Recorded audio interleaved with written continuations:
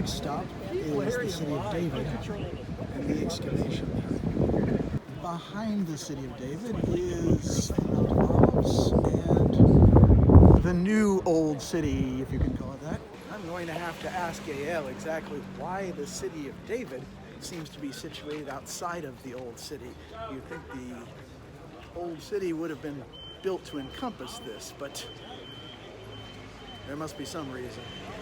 Our guide said when we were at Asor that archaeology is a matter of stories, and sometimes when you're looking for a story, you fill in the blanks.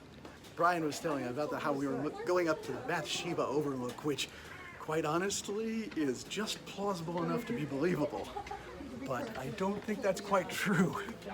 However, from this place, you can certainly look down onto what they have uncovered and can ascertain to be the city as it was in David's time. What he would have seen from up here, we can only guess. Before we head on into the dig site, just need to show the Mount of Olives behind us and the town of Siloam, one part of which is Arab, and one part a little further back is Jewish occupied. Oh, it's okay. No, don't connect my foot. Belongs to this town? According to our guide, it's complicated because Jerusalem has been disputed territory for a couple of generations now. And underneath the entrance, we come to these directions showing us around what we've now come to know as the city of David. And it's been pointed out how odd to start off with a parking lot, but it does start that way. Again, here in Jerusalem, they begin construction, they unearth something, and realize that it might be important. And oh boy, is this ever important. Trying to find buildings that date back almost 3,000 years. Most of this sheltered area is believed to be part of David's palace, both because it's very large and because it overlooks the rest of the city that's being uncovered as we speak still. From here, he could look down on his domain, including, as we've mentioned before, some parts of his domain he probably shouldn't have been. Now, why is Jerusalem referred to as the city of David when this was already theoretically part of Israel? Well, the fact of the matter is it wasn't. This was still in Jebusite hands when he began his assault here. And because it didn't belong to any one tribe, he could make it his capital. Much like how Washington, D.C. is not part of any one state, so it's not favoring any one state. So too, Jerusalem doesn't favor any one of the 12 tribes, despite the fact that David himself is a member of Judah, and therefore some people could say that he might be favorable towards Judah. This, however, is officially the city of the kings and not of Judah itself. From the G area, or what you might call uptown Jerusalem, 3,000 years ago. So if we were in David's palace right now, this is the closest neighborhood to the palace. The people living over here, members of the government, of King David, the elite, the strongest, the wealthiest people in the city. How can we tell? In the excavations that were found over here, they found the remains of houses. Some of them, or most of them, are two-floor houses. Again, we're talking 3,000 years back. They found handles made of wood that was imported from Lebanon, cedar wood that was imported from Lebanon in private houses. And one of the most amazing things that they found over here is this stone. Do you see a rectangular stone with a hole in the middle? What is that? What? She's right.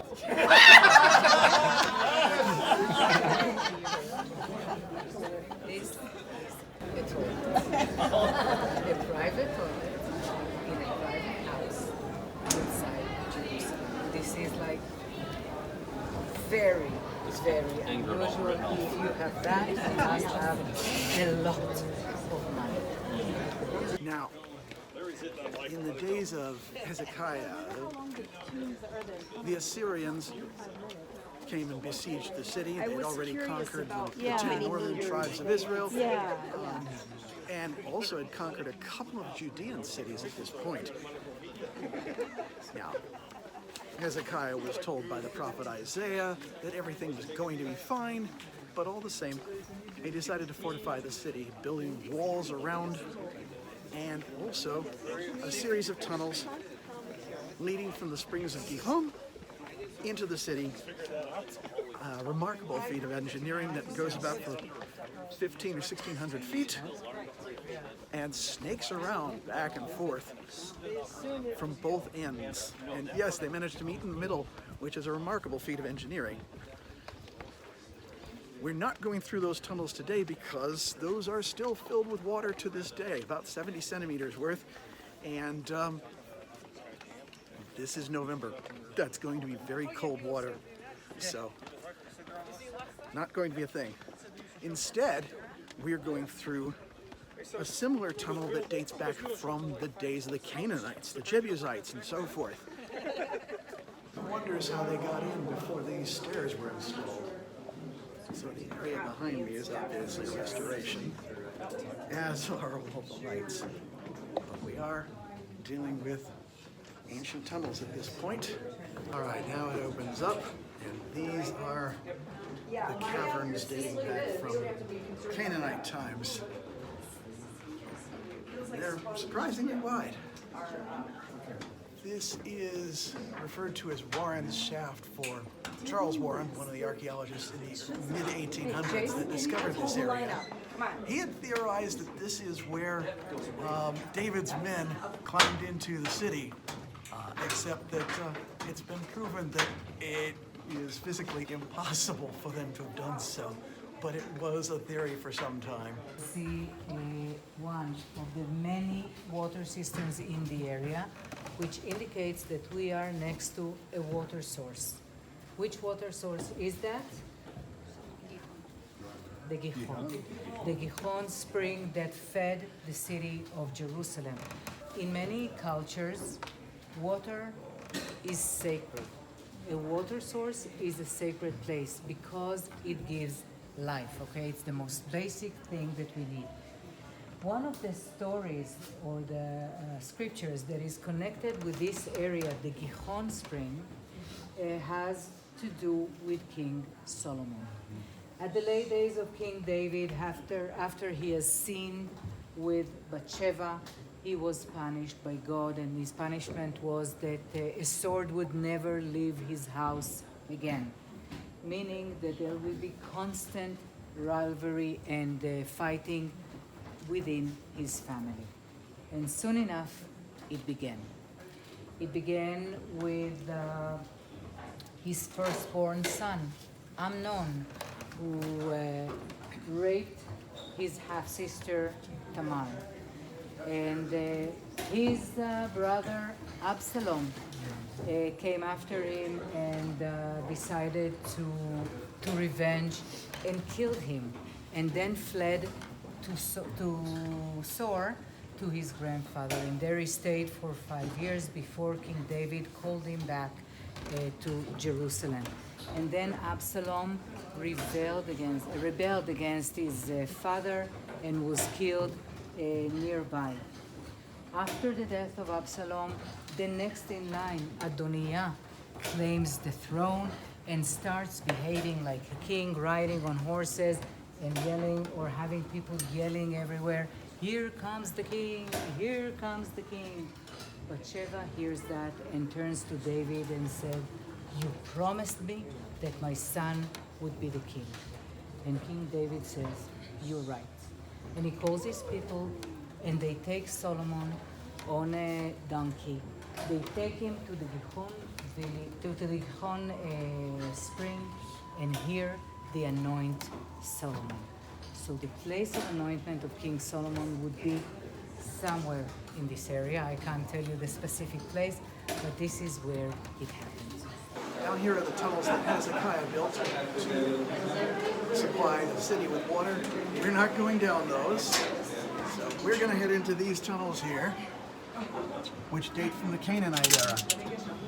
And I don't mind telling you that they're a little bit tight.